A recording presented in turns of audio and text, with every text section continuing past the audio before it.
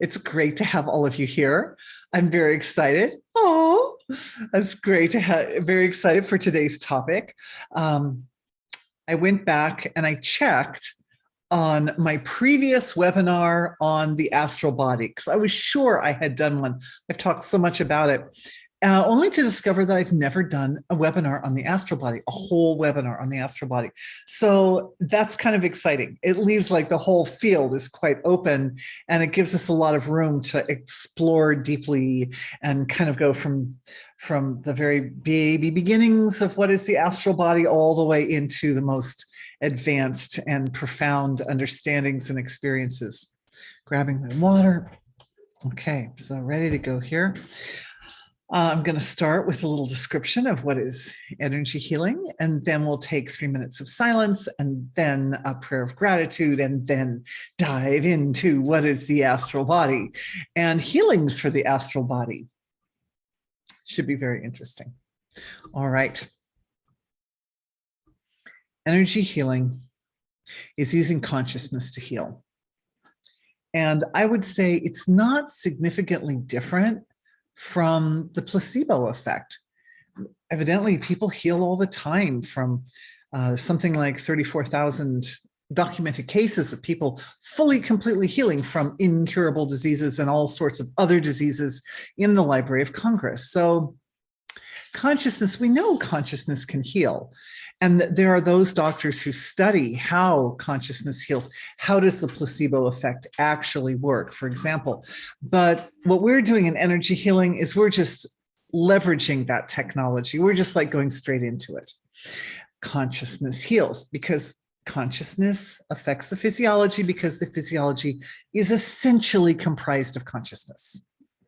Oh, in fact, everything in the universe is essentially comprised of consciousness, which kind of makes it easy, right? It's like there's one basic fundamental, and everything else sort of evolves off of that. It's sweet when that which is complex is actually easy to understand. It's really nice when that happens. So that's really one of my big aims here in the What Live webinars and all of my other programs as well, is to get into that area of life that's been shrouded in this mysticism and the unknown, and we don't understand and so forth, and to kind of open it up and reveal what's there. We shine the light of our awareness. Oh, consciousness is awareness, right? Consciousness, awareness, pure perception. That's all kind of the same material, essentially. It is the light. It is the light that shines through every heart. It is the light that shines through all of us. The light of life. All right, so that energy healing is to go work with the laws of nature that govern the way that light affects the physiology. And we know that a lot of times when people get sick, they kind of get sick from within themselves, right? Like they're going along and then one day they don't feel so good. And then they go to the doctor and they find out, oh, you have something. And it's like, well, where did that come from? I mean, sometimes it comes from something exterior, like they ate the wrong food or they had an accident or something. But a lot of stuff comes up from the inside. And in my opinion, even those things that come up from the outside are a byproduct of some internal happening that tended to attract the accident or attract the mistakes in choices of foods to eat or whatever habits, life habits, all these things. So in a sense, it all comes back to oneself. So these live webinars, we're looking at the self and the work that we're doing, because we do lots of healings in these live webinars, is specifically to support getting the self better aligned up with the source of creation so that all of us are healthier. And we do this together in these live webinars, and it's always quite amazing to me at how the shining of all of our lights together on the topic at hand, which tonight is the astral body, it just wakes up so much new knowledge and so many like deeper, more profound experiences. And it's just so exciting. So I'm really happy you're here. And I'm really excited that we're diving into this topic tonight. Thank you so much for being with me. All right. So with that little overview of what is energy healing, we're going to do the next part of our session, which is we're going to dive into the source of creation. We're going to take about 3 minutes of silence together and just experience that beautiful, luscious, exquisite, infinite, eternal, quality-less being. To whatever degree one is able or comfortable to do that, I will put up my little timer marker here because that always helps me. Okay, so we're starting at the half minute. Let's close our eyes.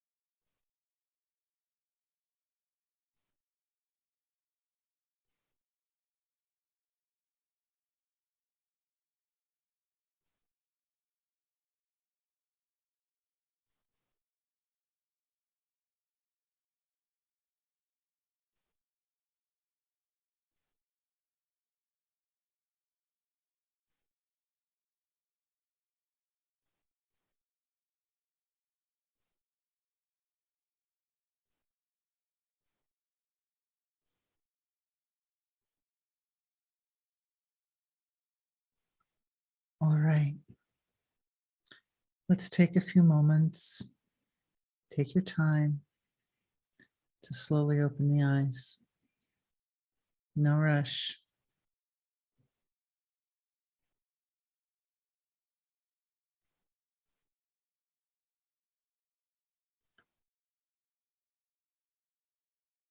The more time we take to come out, the easier it is for the experience to integrate.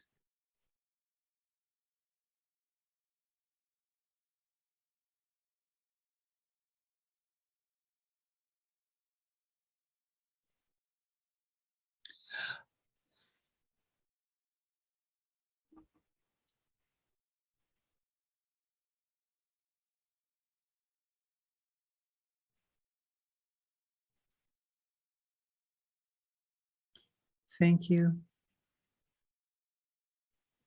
to the source of creation for being everything, for being all of us, for being all those who our lives touch, and all of those who their lives touch, and on to the ends of creation.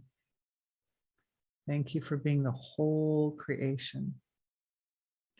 Thank you for our hour and 15 minutes for this live webinar. May we use it in the most powerful and effective and efficient manner, the highest and best manner. And thank you to all of you for joining me tonight. As I said before, one of the most important things that's accomplished in these live webinars is the collective effect of our awareness on the various topics and on the subtle strata of creation, and how time and again, new knowledge and new experiences evolve from these group sessions. It's really amazing. Thank you all for being with me.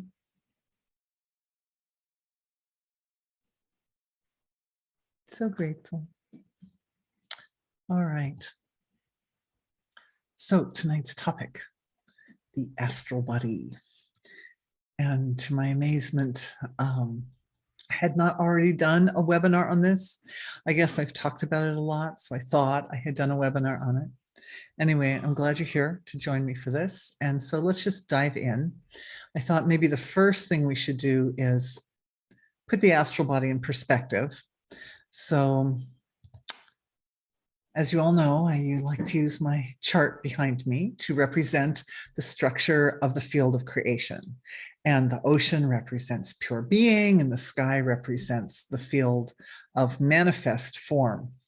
And of course, the astral body is part of the manifest level of structure, but I'm going to just go ahead and shoot this other chart up here. This is the same thing as my picture with the ocean, only here it is in words. Okay, so levels 7 and 8 represent the ocean part of the picture, which is unbounded being. And here we've got, I'm using the word silence to describe it, but I could just as well put the source of creation or divine being, or however, whatever other many number of words we can use to describe. So they're kind of like two phases of the unmanifest level of creation. And then there's this really dynamic gap right here between levels 6 and 7, where that which does not exist starts to break apart and diversify into that which does exist. And we can see the astral body is up here at level 5. And there are lots of gaps that are important, but there is another really important gap here between level 5 and level 4, because this is where what we know to be ourself, all of this is ourself. Ourself exists along a spectrum of density, from the physical body, which is very dense and very solid, very earthy, to the etheric body, which is more made of breath or made of light, and then mental body, emotional body, and these all top 4 we identify with present life, present self, constrained by space and time. And then there's this like important junction here, because between levels 4 and 5, we are no longer under the auspices of the laws of nature that limit time and space. So from the astral body through 5 through 8, there are much fewer limitations and boundaries, and much less like material structure, and much more just movement of consciousness. Like the laws of nature at these deeper levels are all about the way consciousness fundamentally forms a foundation for the material level of creation. All right, so there's I point with my cursor, which of course you can't see, but anyway, there's the astral body kind of in relationship to everything else. And I'm just thinking, as I'm doing this, maybe what I need to do is I need to pick a different background, like maybe this one. Maybe this background is a little better if we think of the orange part as the field of unmanifest, unbounded being, and then the cloud area as more the manifest level of creation. That kind of gives some little points, some layers, and some points of reference in the material level of creation. All right. So let's close that window. All right. The astral body, as all of these other material layers, layers 1 through 6, it has its own landscape within it, because there's the part of the astral body that's closer to the causal body, and then there's the part of the astral body that's closer to the emotional body. So within the astral body itself, there are some like points of reference to allow us to kind of understand what are the parameters of the astral body. As I already mentioned, the astral and causal and the deeper layers of being are not constrained by space and time. So already parameters are not based on space and time as we know them in like linear form. But there's definitely a structure there. And the reason in my mind that I kind of brought, I mean, the chart that I'm discussing with you, and why I came across it and why I present it the way I do is because I notice certain laws of nature that are functioning at certain levels in the spectrum of density that make the different levels unique. So, and I also lean a little bit on some work that I did with a friend years ago, a dear friend you've heard me talk about, who's a monk, and he'd been doing energy healing a lot longer than I had, but I had been seeing longer than he had. So we kind of combined our skill sets, and we came up with deeper understandings. Back then I just had one person to share with. Now I've got all of you. It's kind of exciting. Anyway, the astral body has a landscape. So where it's closer to the, if we think of everything kind of emerges from the source of creation. So we'll build our model up from being, that from the source of creation emerges all this like infinite flow of just pure consciousness, pure awareness, pure perception are kind of like flooding into the material field. And as they do that, they are under the constraints, or they're under the influence of the laws of nature that give rise to the material creation and the whole manifest universe. So the first laws of nature, if we're coming out of the unbounded field of being, the first laws of nature have to do with diversification. So the source of creation is one, and it starts to show up as many. So there are these laws of nature that are responsible for making the one sort of break apart and appear as many. And you can imagine those laws of nature become more and more dominating as the energy from the source of creation makes its way further and further into the field of expression. And there are also laws of expansion, because there's a kind of an expansion of all this sort of pure unmanifest form into the field of form. The field of form around us is expanding. We live in an expanding universe. So there's this natural expansion that's taking place.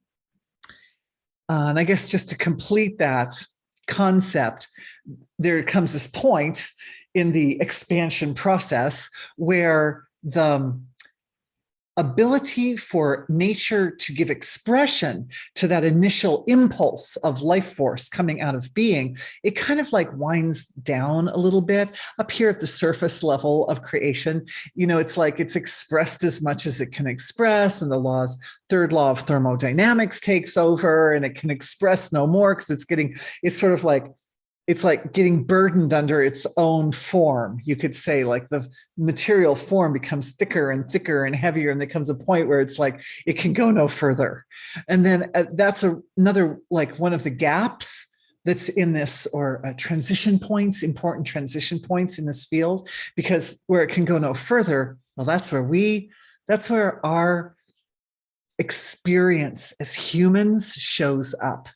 we kind of reside at that very important critical transition point where the source of creation has expanded as much as it can into the material field. It's as like diverse and rich and full as it can get. And then something happens right there. And it quits going more and more diversification. It starts to shift. So we show up here.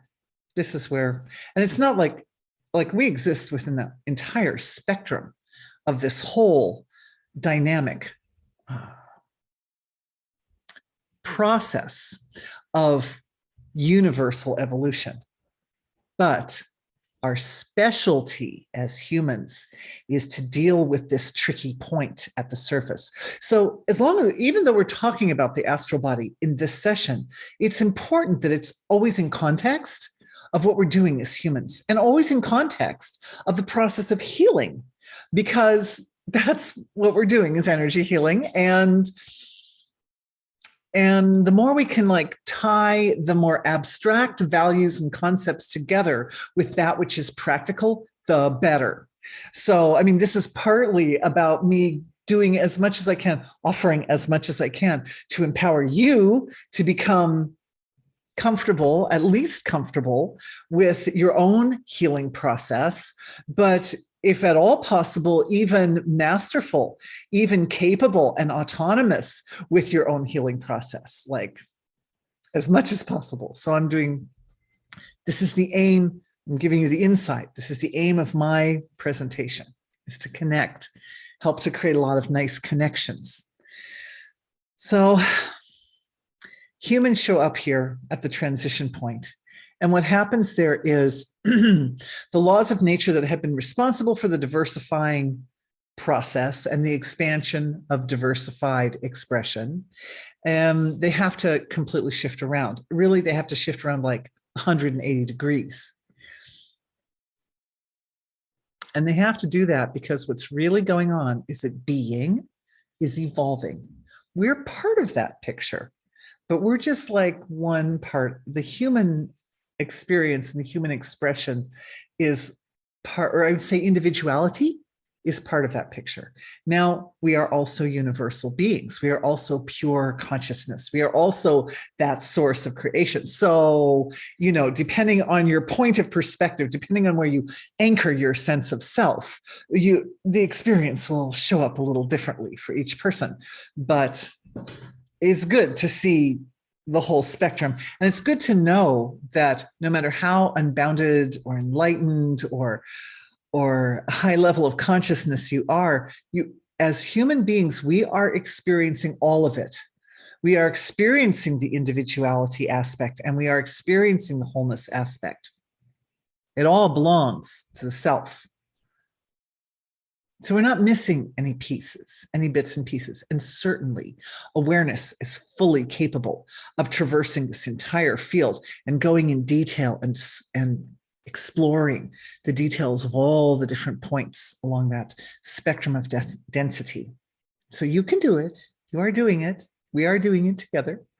All right. Expansion, diversification. Then there's this point of transition. And what happens here is essentially purification, because all that has been, that momentum that's been behind the manifestation process then has to stop. It kind of gets purified, and all the attachments to things showing up a certain way and all the expectations that, oh, it's just going to go on and on forever, just the way it's been going or whatever. All this has to wash away in order for the manifest field of creation to sort of slow down in its manifesting process. And then it comes to like a still point. That's where we show up. We show up at the still point. And then we do what humans do best, which is we penetrate the experience with our awareness. This is what we do, humans. This ocean of pure being, the one that is the source of everything, is pure awareness. But as human beings, we have this like incredible nervous system that lets us focus awareness. It lets us point it like a laser pointer into whatever we want to point it into. It's like a cool thing that we as humans can do. And other beings can do that too, but we're designed with our nice thick prefrontal, I almost call it fat, the nice thick prefrontal cortices. It gives us the ability to think about where we focus attention, not just on instinct, but like really think and make choices, hard choices about where we focus awareness in order to affect transformation at those points. Because wherever we focus our awareness, we are literally bringing source material to that thing, whatever it is. So this is happening up here at this interesting transition point. And what we tend to do is we tend to focus our awareness into the areas that are meaningful and important, that have value for us personally, right? And those are always you can count on it, the areas of life and of self that are significant for evolution, for our evolution as individuals, but also for the evolution of the cosmos. Because we're here to play our role in the flow of cosmic evolution, in the cycle of cosmic evolution. There's a cycle. It flows out to the material level, and then it collapses back in to the source of creation. And we have this important part that we play. We decide where is the collapse and how much is the collapse. What shall collapse next? Or we see collapse. We see, oh, this was growing, and now it's not growing so much anymore, right? So then we put the attention there on that spot. And what attention does, what awareness does, awareness is this wonderful, magical material that is basically source material that we focus. It has this ability to find its way back to the source of creation. It has an ability to penetrate in and then penetrate finer and deeper and more abstract and more refined until there comes this point where one realizes, oh, it's really all one. Oh, there is divinity even in that thing that I thought was growing and now it's not growing or whatever. Even in the darkest, most insidious, most malevolent things that we bump into in our world, bad stuff that we bump into in our world, all of it is finding its way back to the source of creation. Essentially, there is nothing that isn't trying to get home. It's just trying to come home. Yeah, it's all just trying to come home. And I know, because as you know, one of the things I do is I meet with a lot of people. And a lot of times when people come to me, they're kind of suffering, they're having something happening that's not fun. And so we go into the part that's not fun. We penetrate it with our awareness. We see what's what. We go back, we follow it back. There's an integrative. This is the integrative side. So this is the expansion side of the cycle, and this is the integrative side of the cycle. And I would say part of energy healing is learning how to just traverse that transition at the top in a way that's fairly graceful, to try to see it, to be able to see it for what it is, to accept it as a transition that's natural to life, and then to kind of recognize the beauty and the value and the fullness and what's really important about the integrative side of the cycle. And how the integrative side is also, the integrative side is where wholeness or totality experiences its evolution. And it's where in the energy healing process, we experience the path to relief and resolution and completion opening up, because it's on the inward stroke of the cycle of the evolution of consciousness that we find our way back home as well. So one of the things that's happening at this point in our session is clearing of a lot of superfluous, concepts and I would say social constructs and belief systems around this transition point to help the transition point become a point of grace, to help it be an anchor for everyone's evolution rather than being shown in a light of misunderstanding. The thing is, it's really easy when the purification comes in, you know, something's some area of life is expanding, and then there's a transition, and then it's going to go into its integration phase. Before you get back to the source of creation, there's this rough period. It's like what was has disappeared. It's being purified out and it's no longer here for me. But I don't know what's coming next. And I don't know how this whole thing is going to resolve and show up. And that's not a comfortable place to be. And so, but we all have to be in it again and again and again and again. Again. So the point is to be aware of where we are in the cycle of evolution and allow that experience, that level of experience, to be blessed by the grace of divine being. We realize that when we're at that tricky point where the purification is there, purification is usually associated with discomforts of various types and varieties. To be able to move through that very quickly and get into the integration phase, or at least to do it with grace and in the most appropriate manner, and get into the integration phase of the process. Okay, so that's a lot of context, you guys.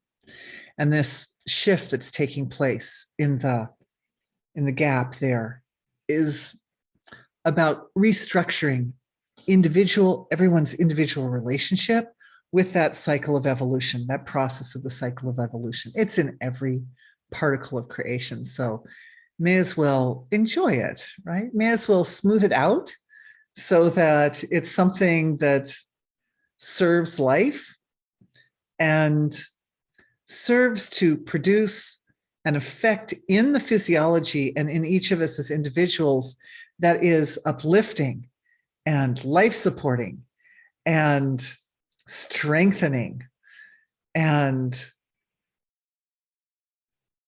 blessing the body. Lots of parts: autonomic nervous system being affected, endocrine system being affected, digestion being affected for a lot of people, gaps in the body, people with joint issues and problems also being blessed by this healing, because anywhere there's a joint in the body, right? All the joints represent that cycle of creation, because it goes from something to nothing, and then the new reality emerges. There's this wonderful gap that occurs at every joint.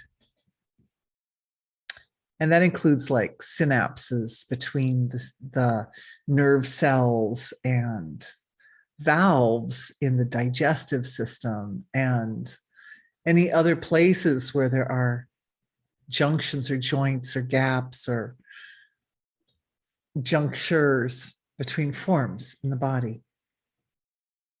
Even spaces, like spaces in the ears. Just feeling, it's like a download. It's like a download. This is a download of information coming into the body, and then your brilliant body intelligence distributes the download to the places that need it the most, the spots that hurt, the spots that can now shift from responding to the natural cycle of evolution, of creation, of which we are in, we cannot go out of, and has been for a long time, parts of it have been labeled as malevolent and bad and scary and rough. But we don't have to take them that way. Now we see the value of the astral body. Because one of the big jobs of the astral body is to provide scaffolding for the structure of the whole area that's more manifest than the astral level. So when we talk about the astral body, we're talking about our individual astral bodies, and we're also talking about the web of life, because the whole field of expression of consciousness shows up at the astral level as threads of awareness, threads of consciousness. At the causal level, that pure life form, life force, it interacts with regions. So it's like a vibration coming into a resonating space. And as the vibration comes into the resonating space, the space determines how that vibration of life form is going to hum or vibrate and what shapes it will make. But these resonating spaces in the causal field are kind of static. They represent overarching kind of archetypal forms like justice and truth and forgiveness and gratitude and purity and forms like that. They're very much the fundamental components of the basic experiences of self, including at that causal level, like sense of self, who you know yourself to be. And these resonating spaces are nested or nestled within each other. So you have great big resonating spaces and then smaller. For example, you can have a big resonating space of the energy signature of your family, all your family. Or you could say all your community. And within that, there's a little space that's just where it's like the home of the relationships you have with all your family members. But within that space, there'll be specific relationships between you and specific family members. And within those spaces, there are little landscapes. In some relationships, there might be some little boundaries in certain spots that in other relationships, there aren't boundaries in those spots, right? In some relationships, there's like more of a flow. So particularly maybe more of a flow of like delicate emotions and feelings. In other relationships, maybe a little more constrained when it comes to flow of emotion, right? So details, everything nestled deeper like that. Whereas at the astral level, these feelings, like if you think of somebody you love, there's a certain type of love there that's different from your love with other people, right? Like say your mother, you think of your mother. Oh, I love my mother. And so then there's a special love that I have for my mother that I don't have for my father or my husband or my children, whatever. And so that special feeling, it kind of has a home in the causal body. But at the astral level, that feeling starts to rise into motion. It's as if there's a certain level of activity or force that's present at the astral level of creation that's not present at the causal level. There's a kind of dynamic interaction between various laws of nature and various resonating forces in the astral level that is not happening at the causal level. It's very interesting. So at the astral level, consciousness shows up as threads of awareness. And this is what we experience. Like we experience our awareness moves. Our awareness begins by being seated in some particular location, like say in the head and with the senses of perception, right? Our awareness can seat itself. It can anchor itself with the senses of perception, but then it can like go out to different places, can send it out. You think about your mother, you think about somebody else. It's like it goes there.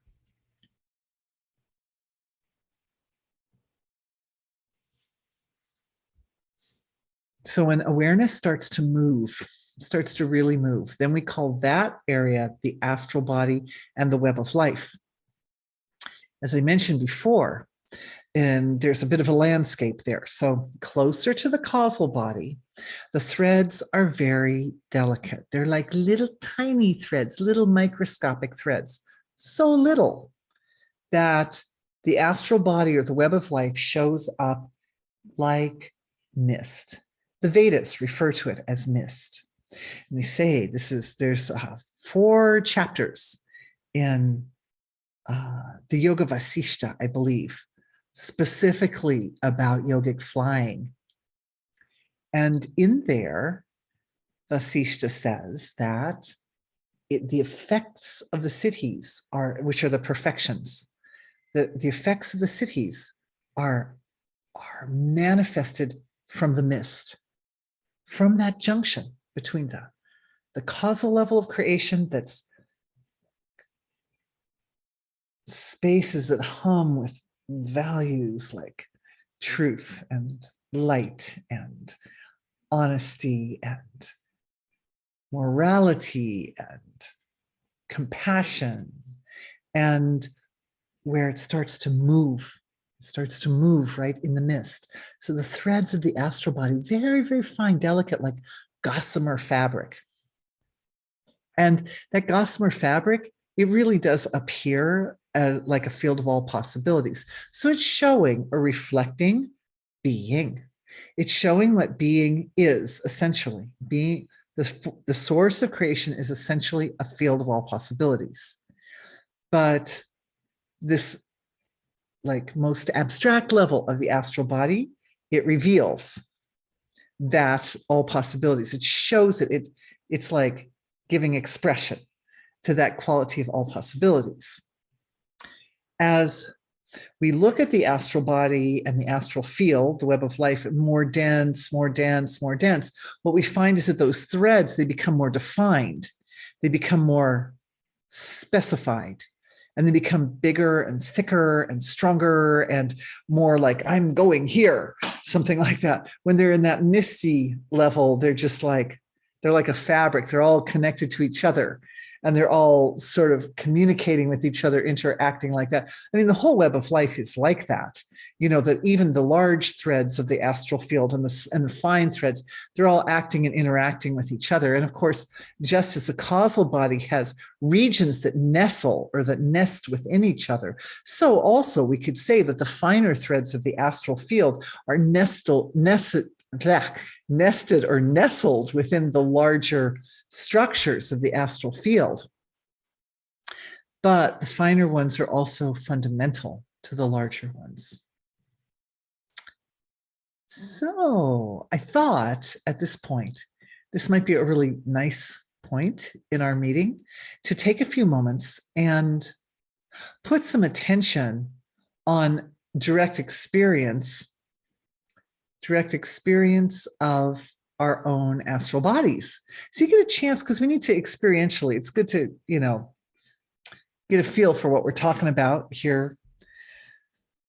And your senses of perception are fully capable of experiencing your astral body. What I recommend is we're just going to take, just as the astral body has its landscape, which I've just described, from very fine threads to very thicker, bigger threads, big ones that go like from galaxy to galaxy. Within our body, our astral bodies also have a kind of landscape. And the astral body is structured like a torus, and it has a central channel that runs right through the physiology. And I use the word cord of light to describe that. Oh, could we send the link to the cord of light?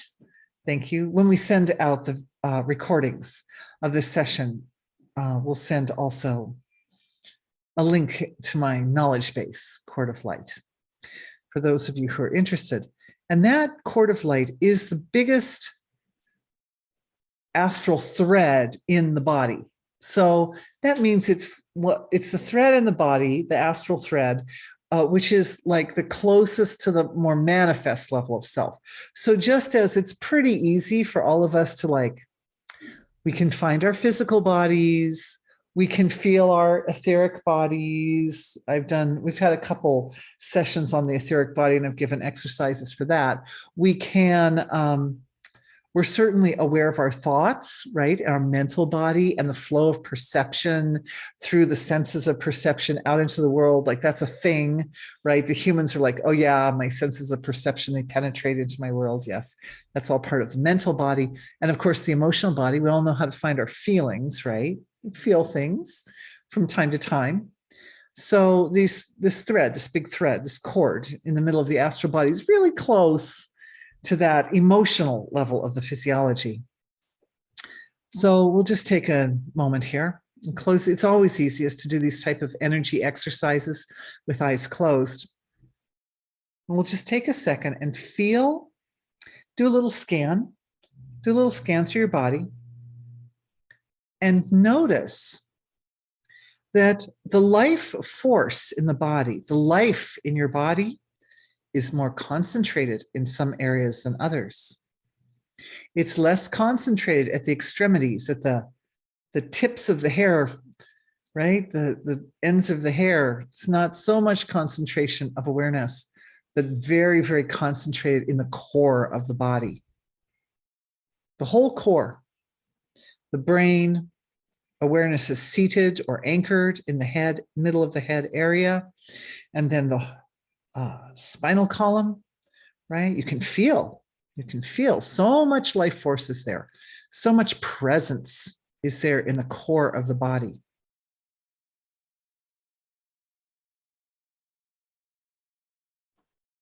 These physiological structures, the spine and the brain,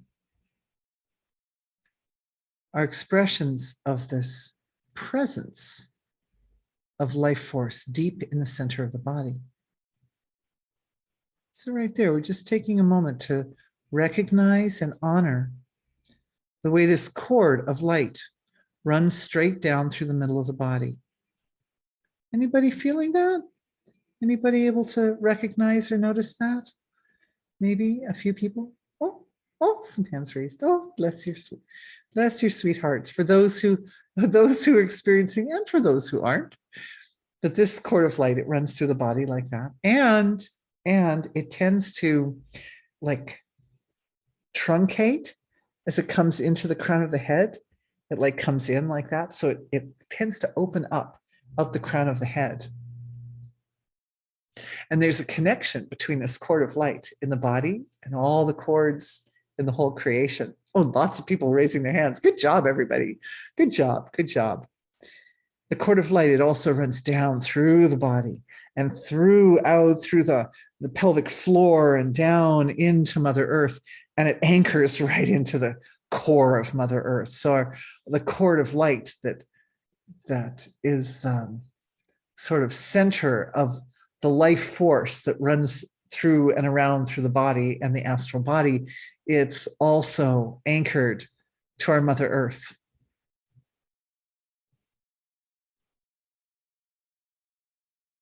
And I don't know if people can see in the chat. Celeste has made a really beautiful comment to everybody there. Biofield, energetic structure.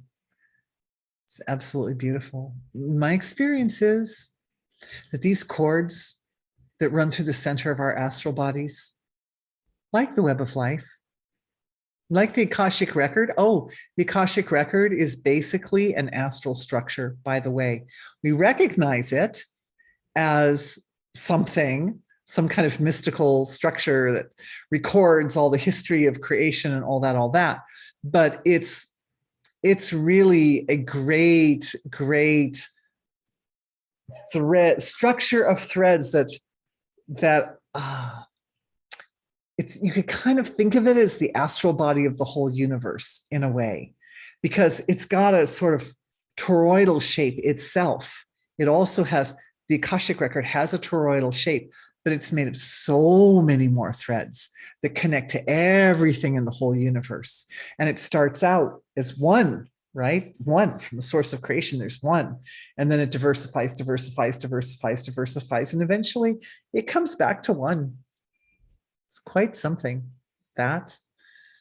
But one of the reasons it's possible for people who are used to working with the Akashic record to access specific information is because we use the threads of our own awareness to go in and to connect up with a specific thread in the Akashic record to pluck out whichever piece of information, like going into the library, and accessing the number, the code number for the specific book you want to check out, something like that. We're using the astral level of the physiology to connect to the Akashic record. And we also use our astral bodies to connect to everything in the universe. It's why, because the laws of nature that limit our perception of time and space at the material level, because those laws of nature are limited by the filter of the human physiology, when we're in our astral bodies, we're not limited. And that's why awareness can move to the ends of the universe and back instantly and is not constrained by space and time. Because when we're shooting our awareness here, there, and everywhere, we're doing it from the level of the astral body. That's what the astral body is made of, all these threads of awareness. It's kind of simple, really. We've got some nice comments coming into everyone there. We see that the whales, dolphins hold our human Akashic memory. I mean, I wouldn't be surprised, because I do consider whales and dolphins incredibly advanced and evolved beings. And I, experience them doing all kinds of beautiful things. And they are absolutely custodians of our earth. They do lots of really important work to help keep the earth itself balanced and healthy. They're like the energy healers for our whole earth. They use sound medicine, right? They're big, loud. The whales have big, loud voices, and they can make a sound on one side of the earth and it goes all the way to the other side of the earth. They can talk to their whale buddies, their whale family on the opposite side of the earth. It's pretty amazing.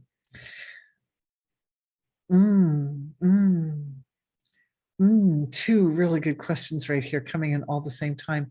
Okay, there's a music question that just came in, but I'm going to go ahead and answer the Akashic record question first, because we were just talking about that, but then we're going to go into the music question.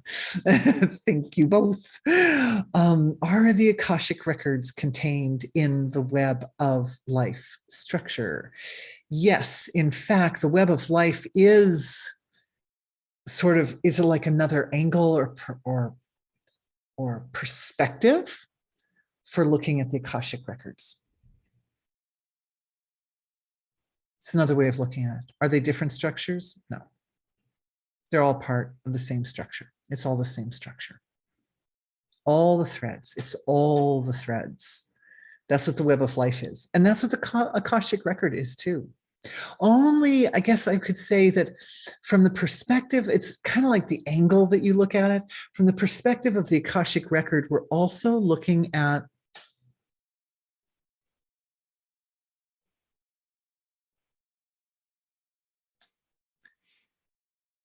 when we say web of life, we're looking at the big structure, the big astral structure creation in a very simple way. And then when we say Akashic record, we're looking at it within the constructs of time and space and how it interfaces with the more material levels of creation. And I think that kind of makes the next comment that came in after the Akashic record question make more sense, that whales and dolphins might hold, in my perception, they don't just hold the human Akashic memory, but they hold Akashic memory for the whole earth. And also, but they're supported by intelligence that sits deeper in the earth. Our earth is full of life. And some of the forms are corporeal at the surface, like whales and dolphins, like humans, but some of the life force in our earth, some of the life forms in our earth are less corporeal, that sit more in the deeper, like in the mantle and in the deeper layers of our planet. And they also are responsible, particularly those deeper devata, those deeper intelligences are responsible for the whole history of the earth. Question about music.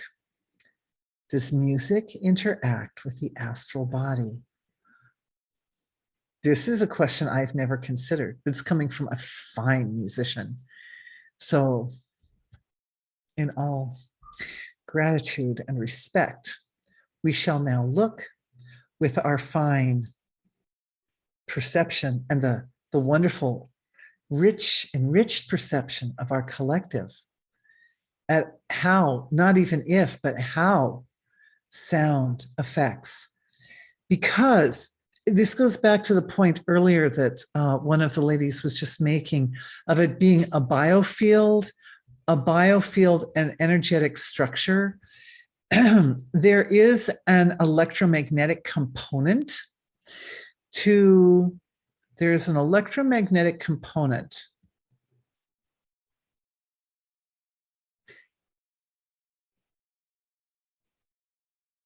This is the download coming in. Download coming in by virtue of the fact that all of us in our collective are focusing our attention like that. We're now acting like the receiver and the download is coming in. I shall unpack as we go. I love you guys. This is the best. It's the most exciting part. So we know that the bioelectric field of the physiology is directly affected by the emotional structure of each individual soul, by our emotional makeup and our emotional nature.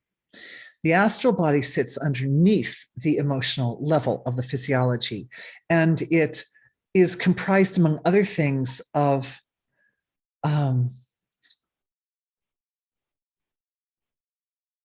like beliefs and understandings, and kind of like organizes the flow of knowingness and attention. So that if we hold like certain beliefs, or we have kind of organized our understanding of reality in a certain way, then that supports and upholds particular types of emotional reactions or responses to experience. And those emotional responses to experience give rise to the bioelectric reality of the physiology, which in turn determines how the DNA shows up, which determines the nature of the nervous system. And the nature of the nervous system allows us to have certain types of beliefs and understandings, because it's all here in the prefrontal cortex that we analyze and synthesize and understand reality. So there's kind of a loop that goes on, and it's sort of a loop of the way we kind of cultivate ourselves over the course of time. And the principle here is that by putting the cultivation into the hands of our divine nature, of the source of creation, level of self, then every step in that cultivation process brings the whole system, the whole physiology closer and closer to expressing totality more perfectly. That means there has to be a little letting go. There's a little letting go. That's the purification element that happens up here in that important junction between the expansion of creation and the collapse, or the integration side of the process. Being, unbounded, unmanifest, pure being, is going into that gap. It's like coloring it. It's illuminating it. It's showing it. It shows it. It shows itself. As for the music, yes, in that music encodes emotion. It encodes feelings, but it also, music is this incredible, rich, divine form that's here in the material level of creation that allows totality or wholeness to be expressed in an extremely pure manner. Every time you have a series of chords, a progression of chords that resolves, basically every time you listen to a series of chords that resolve, this presents the experience of the evolutionary cycle of creation through music. It starts out with the fundamental, it goes up and some tension is created, and then the tension ripens or enriches, and then it resolves. And every time we hear music do that, we literally go through the evolutionary process. It's like watching a great movie with a great hero, and the hero wins. He faces all these difficult challenges, but he wins in the end. And anytime we watch a movie like that, it just uplifts the soul, it uplifts the spirit, because whatever challenges that hero went through, we're able to identify with the hero or heroine, the main character. We're able to identify with the main character and model our own pathway through our own challenges on their successful navigation of their challenges. Only music does it really fast, because sometimes, as our lovely participant who asked the question knows, even a single note, even a single beautiful, perfect note can go through its emergence into the field of expression, and it can feel, it can penetrate through this field of creation, and then it resolves back to silence. So in every note, the whole cycle of evolution exists. And so every note that we hear in music creates a layer of fulfillment, totality, wholeness, communicates totality to the being. It's very powerful to be a composer. Thank you for this beautiful question. Does the chord of light connect upwards to heaven and the angels, or do angels come down to earth along the chords of light? Oh, what a sweet, sweet question. The angels reside in the causal level of creation. They are causal beings for the most part. And the demons, all the fine, there's like a whole, it's like at the surface, we're pretty separate from each other, right? Like I'm over here, you're over there, and there's space in between us. But the closer you get to the field of wholeness, the field of all life, the more thick and overlapping all the forms of creation become. So down in the causal field, there's this just rich overlapping. Of course, already in the web of life, there's this rich overlapping, right, of all these chords of awareness. And so it becomes thicker and more concentrated with, at the surface, it becomes thicker and more concentrated with dense expression, with like earth element expression. But down at the subtler levels of creation becomes thicker with the just pure life essence.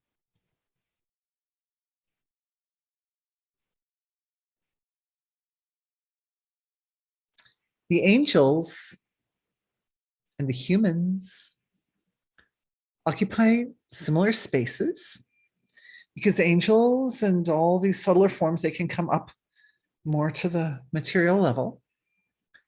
But the orientation of the flow of awareness for humans is more like this, like it expands up to the surface level. Whereas the orientation for the subtle beings is that they orient more toward the fine level of creation.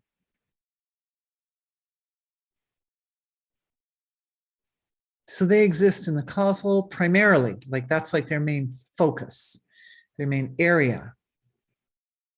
But just as we have mostly our focus, our reality exists here in the material. We also have our inner reality of our thoughts and feelings, of our analysis and synthesis, our perception of reality. Like that's also present for us, right? So they just sit there like a skin along the surface of the absolute field of being, just singing the glories of God and the glories of God and the glories of God.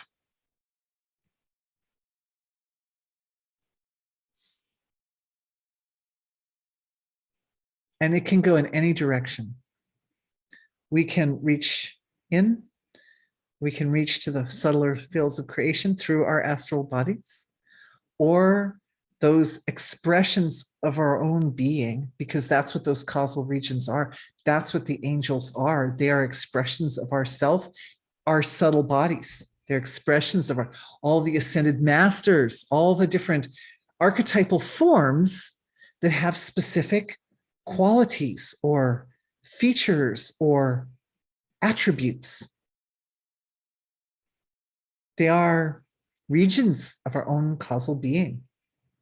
And even those that feel separate, that are struggling or suffering, they're also trying to get home.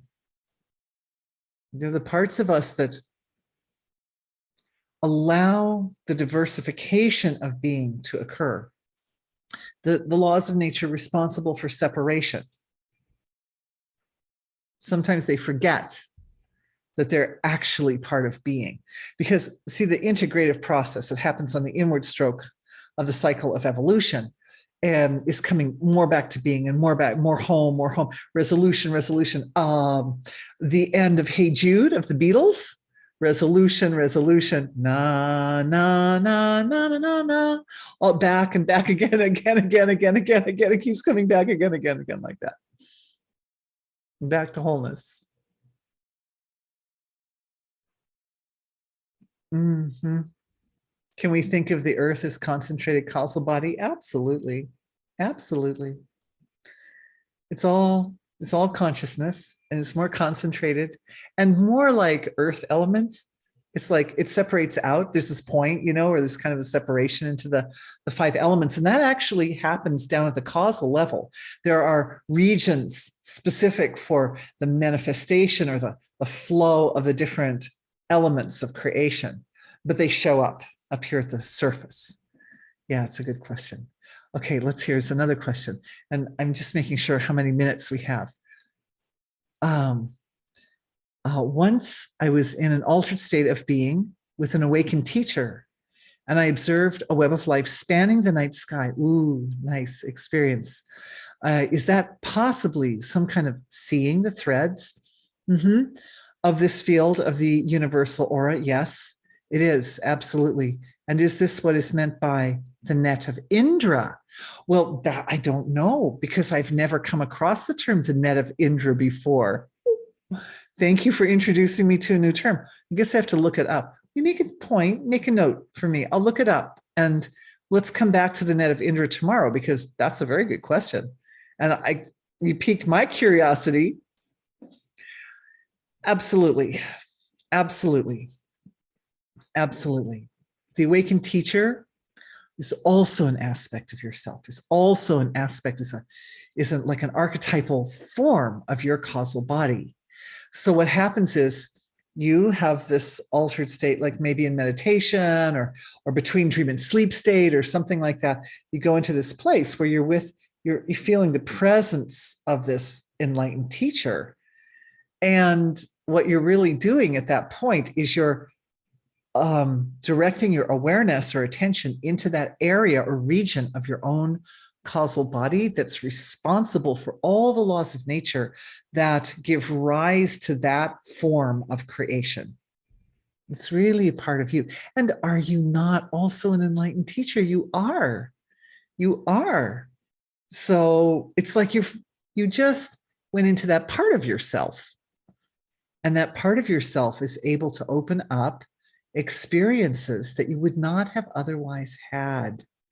And this is where things get so incredibly interesting in energy healing, because once we understand how the structure of consciousness is, then it's possible to intentionally bring specific aspects of oneself together with other specific aspects of oneself in order to produce specific effects. For instance, this week, I came across a really yummy combination. And that was, remember I was talking earlier in today's session about the sacred gardens of the heart, where you have like a special love with your mother, or you have a special love with, your father or some other person, maybe a special relationship with that part of your self that's an enlightened teacher. Well, the consciousness that occupies the physiology has its own special space, its own sacred space, its own sacred relationship with the physiology. Oh, physiology, consciousness. There's a very rich combination there to explore. We're at our time, so we probably aren't going to go very deeply into that today. But I just thought I'd throw it out there because the keys to healing, the keys for consciousness to heal the body sit in that relationship. How consciousness interacts with it. How does consciousness view the body? How does the body view consciousness? And how do they get along? And do they have a harmonious relationship? I offer everyone the suggestion to check that out in your quiet times. And if you find anything that's not harmonious, address it. Comment to everyone, Alex Gray draws this web of life in one of his books. That's nice. Is it like the two brain hemisphere exercise? Those who know about that exercise. Yeah, it is kind of like that. But this is, she's referencing an exercise that I haven't really shared so much with my webinar people. Yeah, the idea is you can take any two parts of the field of self and you can have them look at each other and see what can be done to harmonize that. And as long as we're talking about drawing the web of life, I'm showing you, I've showed you this before, but this is Harry Alto's picture of the web of life, which I love this picture. I've shown it on a lot of webinars, but isn't that just glorious? Here's the stick figure guy right here. And all these golden threads are the threads of the web of life. Absolutely magnificent. So anyway, that's a nice note to end on, even though I got a question in on my email that I didn't get to answer tonight. So I hope to look at that one tomorrow. And if anybody else has any other questions about any of this, we will go into more detail with it tomorrow. I'm really looking forward to doing that. Shoot them over to me by email or just bring them up in the question and answer. Oh, I see. Yes, I see. Quite a few questions came in that I did not get to look at. So if we could please print these off, and tomorrow I will start with questions. Thank you, everybody. Thanks for being with me tonight. Yeah, it was fun. It was fun. It's a lot of interesting stuff here, looking at the web of life and the astral body. So it was really great to be with all of you. I love you all dearly. I hope some of you can join me again tomorrow. And for those who can't, everyone will receive recordings of both today's session and tomorrow's session. So wishing a sweet night for those in the Western Hemisphere and a beautiful day for those in the Pacific Rim. And I'll look forward to seeing you all again very soon. Thank you. Thank you for being with me. Bye.